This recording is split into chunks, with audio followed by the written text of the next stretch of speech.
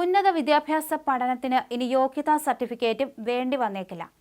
സാങ്കേതിക സർവകലാശാലയിൽ സർട്ടിഫിക്കറ്റ് ഇല്ലാതെ PhD പ്രവേശനം നേടാൻ SFI നേതാവിന്റെ ശ്രമം ഉയർത്തുന്ന ഇത് പരിഹാസ ചർച്ചയാണ്. പ്രവേശനത്തിനുള്ള മാർക്ക് ലിസ്റ്റ് ചോദിച്ച വനിതാ ഡീനിനെ ഭീഷണിപ്പെടുത്തുകയും ചെയ്തു.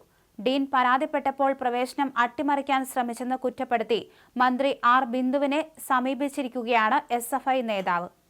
ആ വനിതാ ഡീനിനെ ഇനി ഉന്നത വിദ്യാഭ്യാസ വകുപ്പ് എന്തു ചെയ്യുമെന്നതാണ് ഉയരുന്ന ചോദ്യം.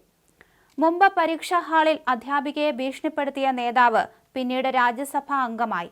അതുകൊണ്ട് തന്നെ ഇപ്പോൾ വിവാദത്തിലായ SFI നേതാവും മുന്നിൽ കാണുന്നത് രാഷ്ട്രീയ ഉയർച്ചയാകാം. സാങ്കേതിക സർവകലാശാല മുൻ സിൻഡിക്കേറ്റ് അംഗവും മലപ്പുറം സ്വദേശിയുമായ ആഷിഖ് ഇബ്രാഹിം കുട്ടിയാണ് മതിയായ PG സർട്ടിഫിക്കറ്റ് ഇല്ലാതെ PhDക്ക് അപേക്ഷിച്ചത്. ഡീനിന്റെ പരാതിയിൽ സർവകലാശാല തെളിവെടുപ്പ് തുടങ്ങി. സർവകലാശാല വിജ്ഞാപനം പുറപ്പെടുവിച്ചപ്പോൾ തൃശൂർ ഗവൺമെന്റ് എഞ്ചിനീയറിംഗ് കോളേജിൽ M.Tech അവസാന സെമസ്റ്റർ വിദ്യാർത്ഥിയായിരുന്നു ഇയാൾ. PG വിദ്യാർത്ഥിയായിരിക്കെ PhDക്ക് അപേക്ഷിക്കാനുള്ള അവസരം പ്രയോജനപ്പെടുത്തിയെങ്കിലും ഒന്നാം സെമസ്റ്റർ പാസ്സായിരുന്നില്ലെന്ന് മാതൃഭൂമി റിപ്പോർട്ട് ചെയ്യുന്നുണ്ട്. പ്രിൻസിപ്പലിന്റെ സാക്ഷ്യപത്രം ഹാജരാക്കിയാണ് PhDക്ക് അപേക്ഷിച്ചതും. ഇതിൽ ആഷിഖിന്റെ മാർക്ക് പരാമർശിച്ചിട്ടില്ല. പകരം അതുവരെയുള്ള ഫലം വച്ച് ശരാശരി ഗ്രേഡ് മാർക്ക് മാത്രം രേഖപ്പെടുത്തി. അതേസമയം പ്രവേശന പരീക്ഷ എഴുതാൻ സർവകലാശാല അനുവദിച്ചു. പ്രവേശന പരീക്ഷ പാസ്സായ ആഷിഖ് ഇതിനിടെ ജനുവരിയിൽ ഒന്നാം സെമസ്റ്റർ സപ്ലിമെന്ററി പരീക്ഷ എഴുതി. മാർക്ക് ലിസ്റ്റ് ഇല്ലാതെ പാസ്സായെന്നു മാത്രം രേഖപ്പെടുത്തിയ പരീക്ഷാ കൺട്രോളറുടെ സർട്ടിഫിക്കറ്റുമായി PhD പ്രവേശനത്തിനെത്തി.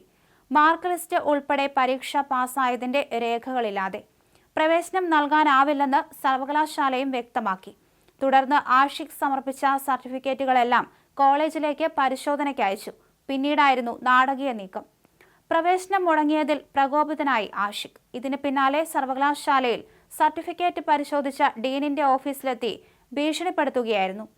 PhD പ്രവേശനത്തിനുള്ള സമയപരിധി തീർന്ന ഏപ്രിൽ 30 വരെയും ആഷിഖ് മാർക്ക് ലിസ്റ്റ് ഹാജരാക്കിയിരുന്നില്ല എന്നാണ് പുറത്തുവരുന്ന റിപ്പോർട്ടുകളിൽ പറയുന്നത്.